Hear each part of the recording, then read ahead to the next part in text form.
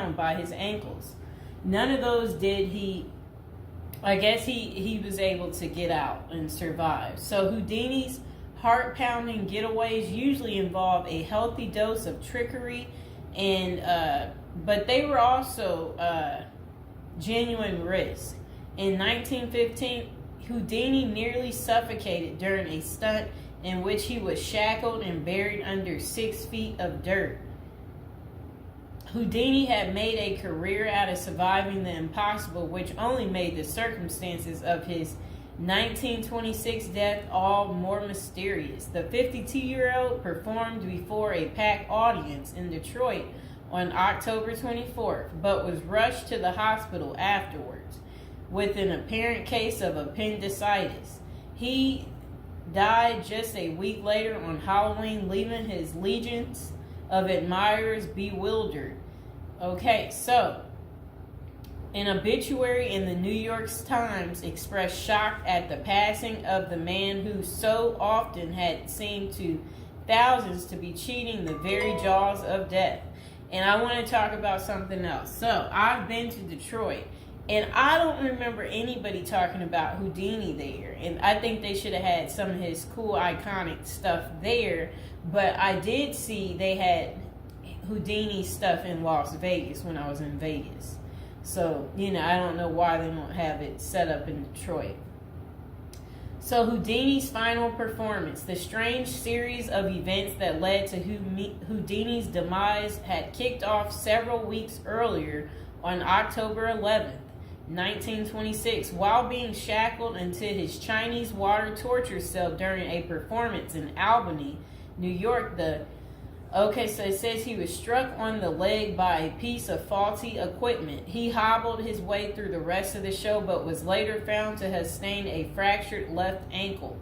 Against doctors' orders, Houdini continued his torture and traveled to Montreal, where he gave a lecture at McGill University. Just a few days later, on October 22nd, he invited some McGill students to visit him in his dressing room at the Princess Theater. The magician's sore ankle was still bothering him, so he plopped down on a couch while the group chatted. At some point, a student named J. Gordon Whitehead arrived and asked Houdini if it was true that he could resist hard punches to his abdomen, a claim that the magician had supposedly made in public. According to witness Sam Smits, when Houdini said the rumors were true, Whitehead abruptly delivered 4 to 5 terribly, forcibly deliberate, well-directed blows to his stomach. Houdini was still reclined on the couch and had no time to prepare for the punches, which appeared to leave him in considerable pain. And now would be a good time to like the video and to subscribe to my channel.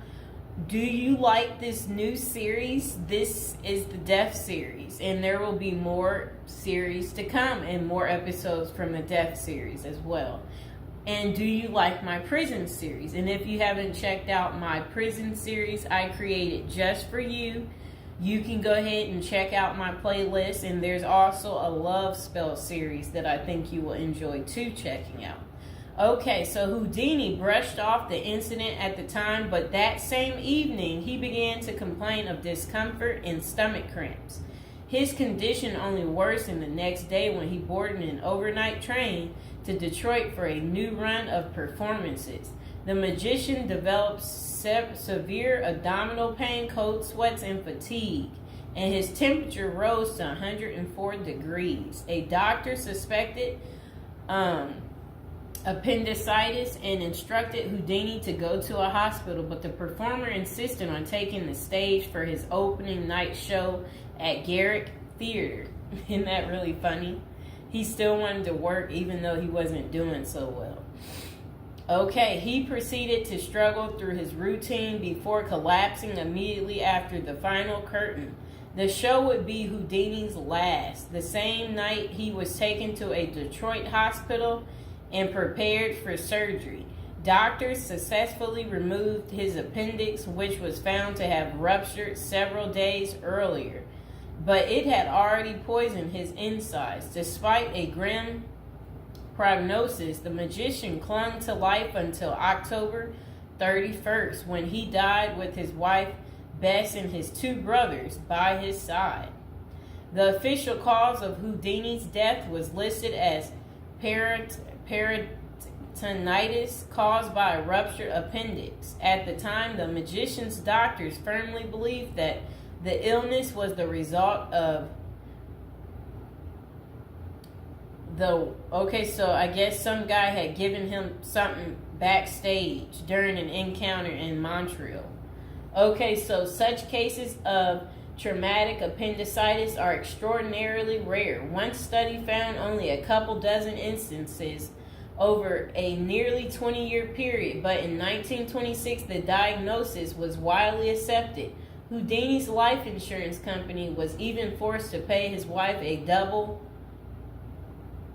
for accidental death. Okay, so doubts arise over the escape artist's death.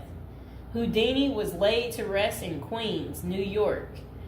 And this is what his little, I never knew that was where he is. There he is right there. Okay, that was his tombstone. Okay, so look, maybe I can put that tombstone as the thumbtack, people. Okay, so Houdini was laid to rest in Queens on November 4th, 1926, but rumors about his unusual death have persisted ever since. Many of the theories tend to focus on the magician's contentious relationship with spiritualism, a pseudo-fed religion whose adherents once claimed it was possible to communicate with the dead through seances and mediums. Houdini, a born skeptic, had spent much of the 1920s on a mission to debunk the spiritualist claims and expose its top psychics as frauds. The crusades earned him several $1 million worth of lawsuits and more than a few enemies, but at the time of his demise he showed no signs of letting up.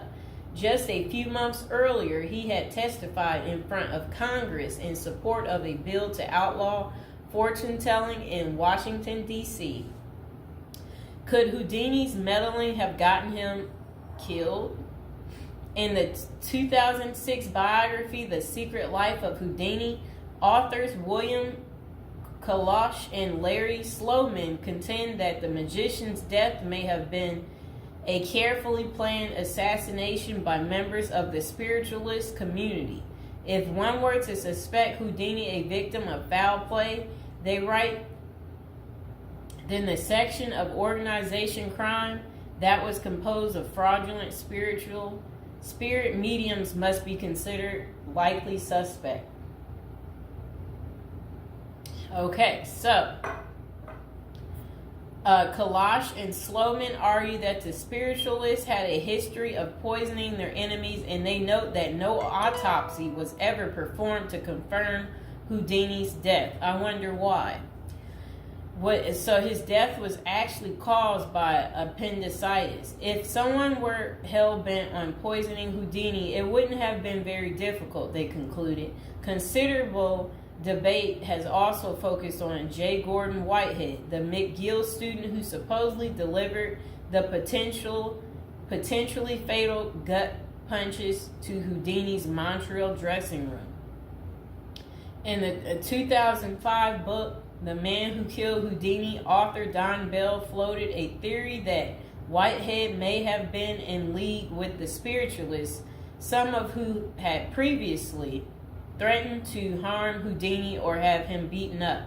Bell concluded that there was not enough evidence to connect Whitehead to any kind of criminal plot, but others have argued that he was an enemy agent who stalked Houdini during the magician's time in Montreal.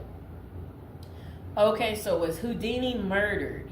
The true cause of Houdini's demise may never be known for sure, but the majority of scholars tend to dismiss the murder theories as mere speculation.